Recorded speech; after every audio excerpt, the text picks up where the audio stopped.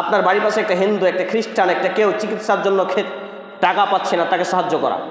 বাড়িতে ঠিকমতো বাস করতে পারছে না, তাকে ঘর করে দেওয়া, তার খাবারে অন্ন জোগাড় করে দেওয়া, এইভাবে মানুষের সেবা করা। তাহলে মানবিক, সব থেকে বড় মানবিক ধর্ম হলো, মানবতার ধর্ম হলো ইসলাম। আর এই মানবতার ধর্ম ইসলাম, এটা প্রমাণ করতে হবে মুখে নয়, কাজে। সেটা কিভাবে? মানুষের সেবা করে। আরে ভাই, আপনি তো মুসলমান হয়েই তো মুসলমানের উপকার করেন না, আপনি আবার মানুষের উপকার করবেন, এটা ভাবার ব্যাপার। মুসলমানের উপকার করেন। এই যে যখন আসলাম খুতবায়, টোটোওয়ালাকে আমার বাড়ি থেকে এটা 5 টাকাতে আপনাদের এখানে পৌঁছে দেয়, বেলাসরণ থেকে সাজুর মোড় 5 টাকাতে, অনেক সময় 10 টাকা নেই, আমাকে বলছে 15 টাকা দিন। আমি তর্ক করব? অনেক সময় টুপি, ড্রেস পোশাক, লেবাস দেখে অনেক টোটোওয়ালাকে জবরদস্তি, গাড়িওয়ালাকে পয়সা দিয়েও পকেটে নেই না। আপনি আলেম মানুষ, হুজুর মানুষ, আপনার কাছে টাকা নেব?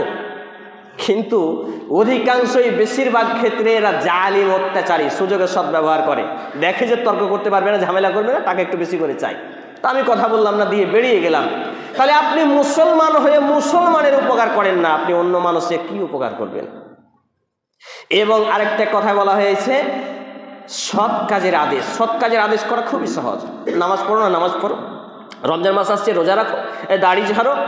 এই সৎ কাজের আদেশ খুবই সহজ। মানুষ আপনাকে গালি দেবে না, মারবে না, বকবে না। কিন্তু অন্যায় কাজের যখন নিষেধ করবেন, মনে করুন সিগন্যালে পড়ে আছেন সাজের মোড়ে, একটা লোক সিগন্যালে দাঁড়িয়ে বিড়ি ধরিয়েছে, সিগারেট ধরিয়েছে, গান বাজাচ্ছে, আপনি প্রতিবাদ করেন দেখি? সাহস হবে না। কেন? এই অন্যায়ের প্রতিবাদ করতে গেলে মার খেতে হয়, অন্যায়ের প্রতিবাদ করলে জেল জুলুম হতে পারে, অন্যায়ের প্রতিবাদ করলে সুলে ফাঁসি হতে পারে। তবে এখানে ইমানদাররাই জয় হয়। আমি মুসলিম চির রণবীর, মরণকে করি না ভয়, মরলে শহীদ, বাঁচলে গাজী, আমার উভয় সমান। আমার জেল যতটুকু, আমার সেল ততটুকু, আমার বেঁচে থাকা মরে যাও উভয় সমান। এইভাবে যারা জীবন চালায়, মূলত তারাই অন্যায়ের প্রতিবাদ করে।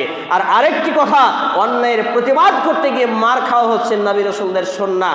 অন্যায়ের প্রতিবাদ করতে গিয়ে যদি কেউ মারি না খায়, দাওয়াতি এবং ইসলাহি কাজে যদি কেউ মার না খায়, খুতবা এবং বক্তব্য দিতে গিয়ে কেউ যদি মার না খায়, আমি বলবো সে ব্যক্তি ভণ্ড, সমাজের গোলাম অথবা জনগণের গোলাম। অন্যথায় যে বা যারাই ইসলাম সাক্ষী, ইতিহাস সাক্ষী, যে বা যারাই কোরআন সুন্নাহ ভিত্তিক কথা বলেছে, পৃথিবীর সৃষ্টি লগ্ন থেকে শুরু করে আখির নবী মুহাম্মদুর রাসূলুল্লাহ সাল্লাল্লাহু আলাইহি সাল্লাম পর্যন্ত ইতিহাস গাওয়া है কে সেই সময় যারা অন্যায়ের প্রতিবাদকারী ছিলেন, তারা সবাই মার খেয়েছেন। মার খাওয়া ভালো কাজ ইসলামের জন্য।